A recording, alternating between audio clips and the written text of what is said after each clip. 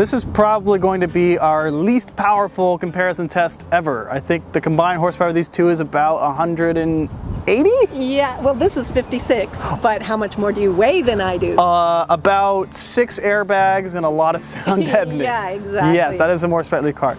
If you haven't noticed, these are two Nissan Micras, one very new, one very old, and this one is quite special. This is a 1987 Nissan Micra. Now the Micra was sold here from 1985 to 1992, and then it went on hiatus until they introduced the new model.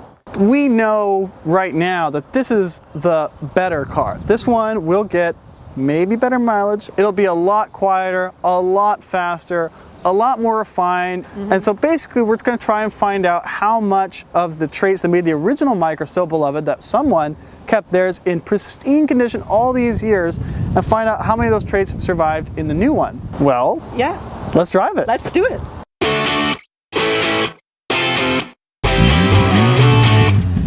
This is a 30-year-old Nissan Micra. I'd have to say it's quite roomy. You can turn anywhere you want with it, but it is noticeably manual. Yes. Speaking of manual, this transmission, 5-speed. it's kind of nice. It's kind of nice, yeah. No tachometer, of course. No.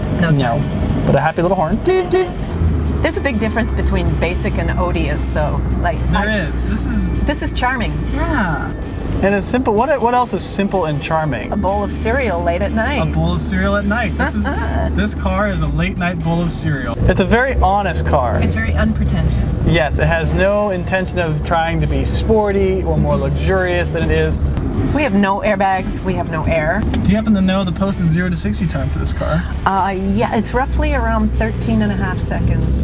We're about to hop into the modern age with things like fuel injection, oh my, power steering, airbag, carpeted floors. Well, that was entirely pleasant. Let's get into the new one. Let's do that.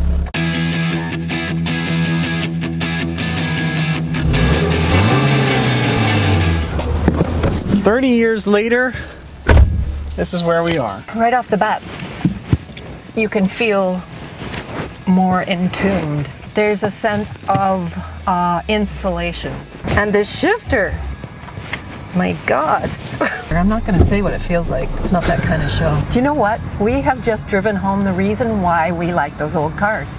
It's so engaging. We talk about that in reviews, but until you do this, you don't know what that actually means. I like the steering wheel, but I don't much like the steering. There's no communication or anything. Do you remember the exact horsepower numbers for this car? 109. 109. It's not bad. It's not bad. It makes you wonder where it all goes. The handling on this car is actually pretty good. The handling, I mean, that's why they race these things, is because they're kind of fun to throw around. Now, if I spent another hour or so in this car, I'd remember why I liked it so much before, but it still does not compare to the simplicity of the original. Wait a minute, before we get out, we have to reach some kind of conclusion. Okay. As a daily driver, something that you've got to see through all the seasons, take people around, this is safer. It's a nice case of nostalgia, and for a day, it's nice to kind of bomb around in and have some laughs and remember the way things used to be.